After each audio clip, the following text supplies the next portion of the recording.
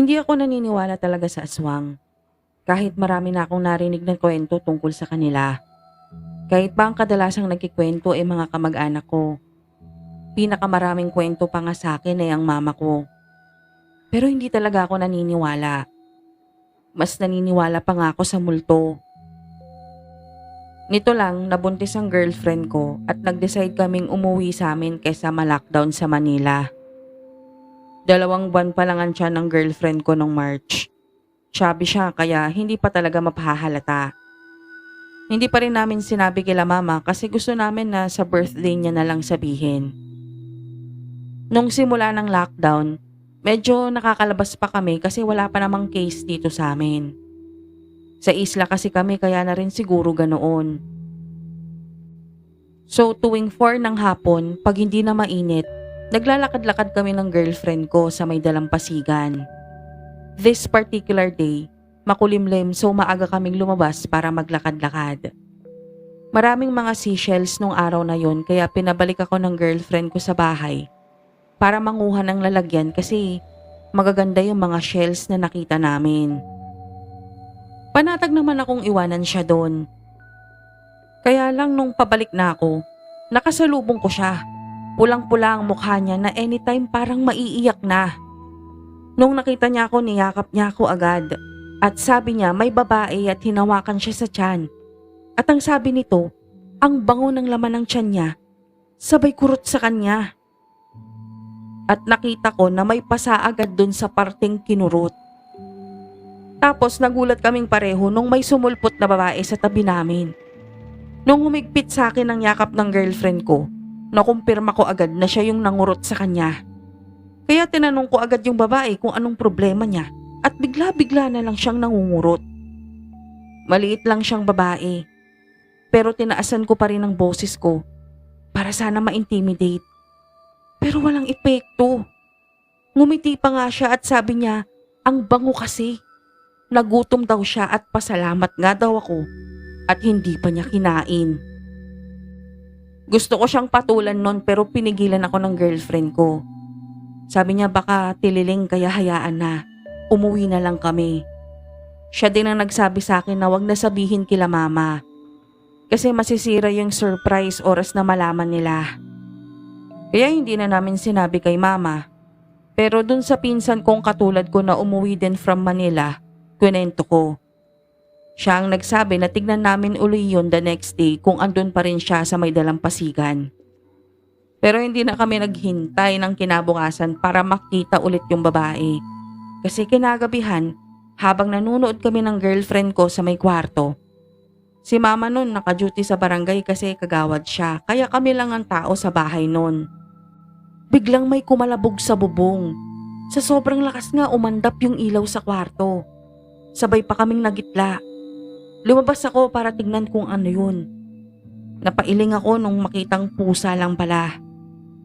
Pinatapos lang namin yung episode 3 ng Dark, then nag-decide na kaming matulog. Nakatulog naman kami agad. Pero naalimpungatan ako.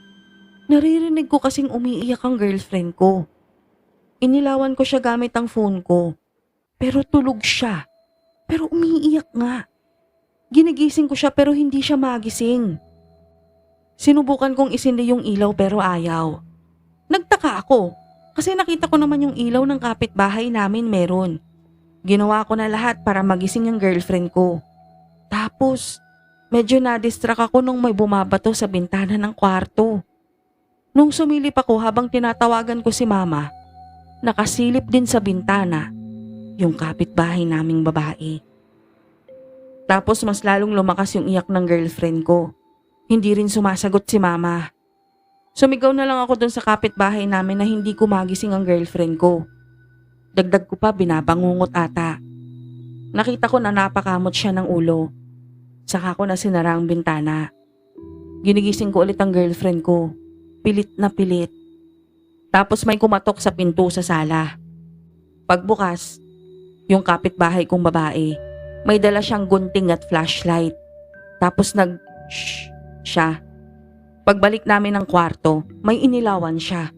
Tangina, sabi niya.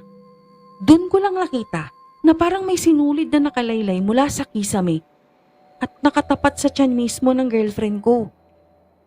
Walang sali-salita, ginunting yun ng kapitbahay ko at nakarinig kami ng palahaw, pero sa malalim na boses. Kasabay nun, napabangon na ng higaan ng girlfriend ko. Gising na siya. Pagkatapos nun, nalaman ko na yung wire ng kuryente namin parang nginatngat ng daga. Inimbitahan naman kami ng kapitbahay sa bahay niya. Sabi niya pwedeng dun muna kami kasi mag-isa pa lang naman siya dun at bukas pa darating ang asawa niya na nastak sa bayan dahil walang lumaot pa isla dahil makulimlim. Doon ko nakita yung inakala kong sinulid lang. Singnipis yun ang sinulid pero mamasa-masa at hindi kaaya-aya ang amoy. Kumuha siya ng lata, nilagyan ng lighter fluid at sinalaban yung parang sinulid. Tinanong ko siya kung ano yung sumigaw kanina. Kaswal niya lang akong sinagot ng tik-tik po. Tapos nagkwento na yung girlfriend ko sa panaginip niya na nandun yung babae kanina sa may dalampasigan. Nakaibabaw sa kanya at binutas ang tiyan niya. Hinain ng salitan yung dalawang bata. Pinaghanda kami ng maiinom ng kapitbahay namin at habang umiinom kami, nakwento niya na may kwento ang papa niya dati sa kanya tungkol sa kambal na pinanganak sa isla. Malusog yung dalawa. Kaya lang kinagabihan pagkagaling sa ospital, nawala yung isa sa kambal. Buong isla naghanap. Umaga na nung mahanap yung sanggol sa nyogan. Wala ng buhay. Maraming sabi-sabi na engkanto ang kumuha sa sanggol.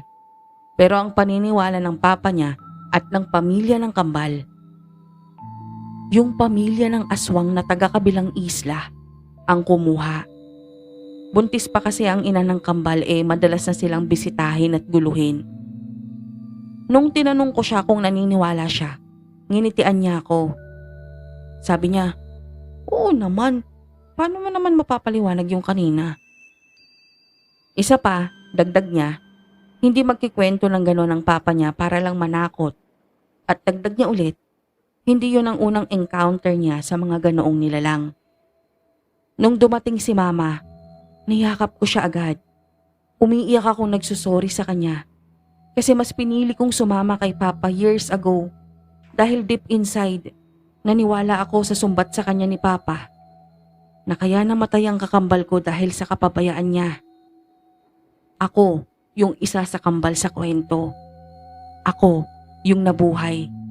Ngayon, naniniwala na ako sa existence ng mga aswang.